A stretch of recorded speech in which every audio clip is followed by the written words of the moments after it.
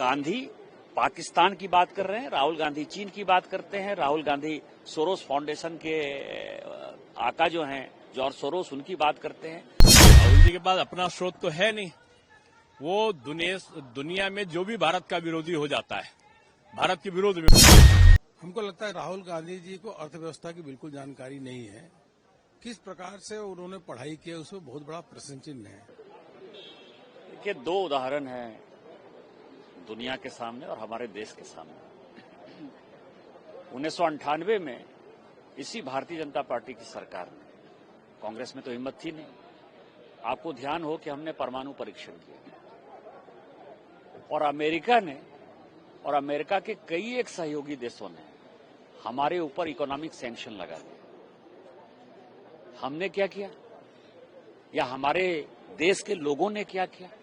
हमारे भारत के लोगों में सामर्थ्य है। हम 140 करोड़ के देश हैं। उस वक्त भी अटल जी के तौर पर एक मजबूत प्रधानमंत्री इस देश को था।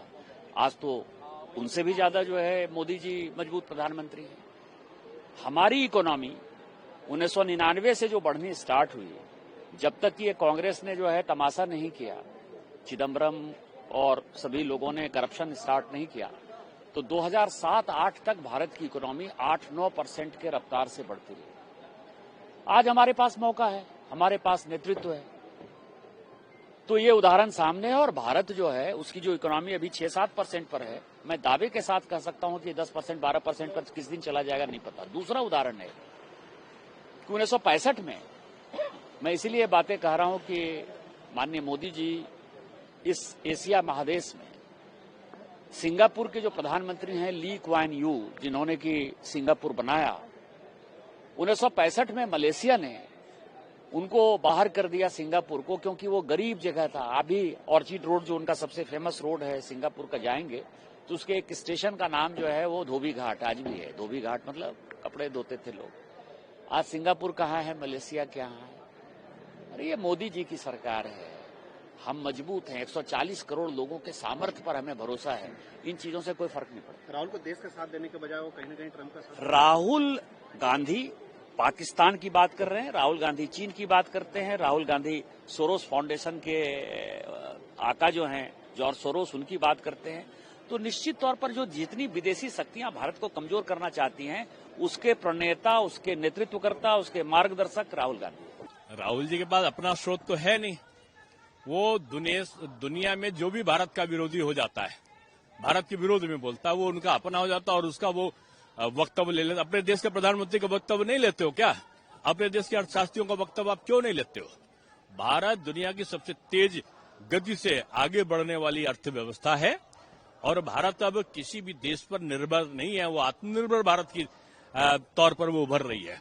और जहां तक अमेरिका का प्रश्न है, अमेरिका ने दुनिया भर के तमाम देशों पर टैरिफ बढ़ाया है और भारत पे जो टैरिफ बढ़ाया है उसमें भी उसने 7 अगस्त तक का विराम दिया है। 7 अगस्त तक वो निगोशिएशंस में है।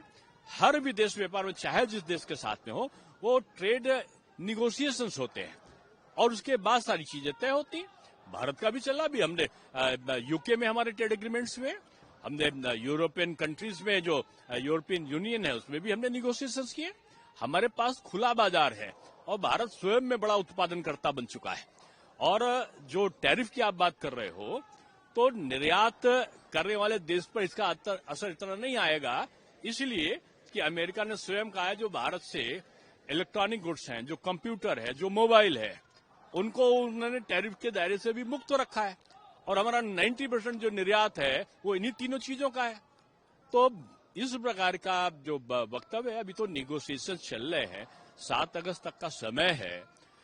भारत अपने हित की बात करेगा, अमेरिका अगर अपनी हित की बात करता है तो उनका अधिकार है। महाराष्ट्र के पूर्व सीएम है पृथ्वीराज चौहान, उन्होंने कहा भागवा आतंक नहीं, हिंदू आतंक या हिंदू कट्टरपंथी या सनातनी आतंक कहना चाहिए।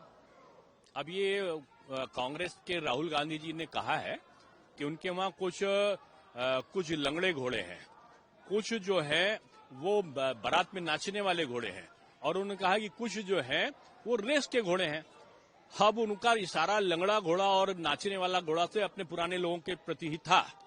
तो उन्हीं में बहुत दिन से सोए हुए पृथ्वीराज चौहान जी जाग गए हैं और उस रेस में शामिल होना चाहते हैं। ये ऐसे लोग हैं जो चापलूसी के आधार पर पूरी जिंदगी बिता दिया है। और मुझको नहीं लगता कि उस सनातन का इतना विरोध करके वो कहीं सुर्खियों में तो हो सकते हैं, लेकिन जनता के द्वारा नकारे गए लोग फिर से जनता के आशीर्वाद का पात्र नहीं बन सकते। हमको लगता है राहुल गांधी जी को अर्थव्यवस्था की बिल्कुल जानकारी नहीं है। किस प्रकार से उन्होंने पढ़ाई की है उसमें बहुत बड़ा प्रश्न चिन्ह है। जब भारत विश्व की चौथी अर्थव्यवस्था बन गया, तीसरी अर्थव्यवस्था की ओर बढ़ रहा है। 3 बार से लगातार भारत विश्व की सबसे तेज गति से चलने वाली अर्थव्यवस्था है। यह IMF है, वर्ल्ड बैंक से लेकर के अनेकों बाहर के एजेंसीज, चाहे मॉर्गेज स्टैनली हो या अन्य संस्थाएं, सभी भारत की नीतियों के, भारत की अर्थव्यवस्था की तारीफ कर रहे हैं। उस संदर्भ में अगर राहुल गांधी जी ऐसी नकारात्मक बात करते हैं, भारत के को नीचा दिखाना, भारत की अर्थव्यवस्था को डाउनग्रेड करना, नीचा दिखाना, इसलिए राहुल गांधी के पे बहुत बड़ा प्रश्न चिन्ह खड़ा होता है और इसीलिए कांग्रेस पार्टी धरातल पे जा रही है। सर, ATS के पूर्व अधिकारी हैं महबूब मुजावर, उनका बयान आया है कि मालेगांव ब्लास्ट के दौरान उन पर दबाव था मोहन भागवत को गिरफ्तार करने का, जिससे भगवा आतंकवाद की थ्योरी स्थापित की जा सके। देखिए, कांग्रेस की जब सरकार थी उन्होंने मतलब एक ही एजेंडा लिया कि किस प्रकार से सनातन को, हिंदू को, भगवा को बदनाम किया जाए। भगवा आतंकवाद का उन्होंने नाम दिया कि भगवा जो आतंकी इत्यादि का, और योजनाबद्ध तरीके से बदनाम करने का काम किया।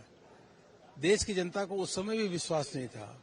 अब कोर्ट का निर्णय आ गया है। सबको जो सनातन होने पे, हिंदू होने पे, भगवा धारण करने पे गर्व की अनुभूति होती है। कांग्रेस सदैव यह देश को तोड़ने वाली, संस्कृति को तोड़ने वाली, हमारे धर्म को तोड़ने वाली, हमेशा इनकी एक करतूत रही है। VK न्यूज, राष्ट्र के नाम।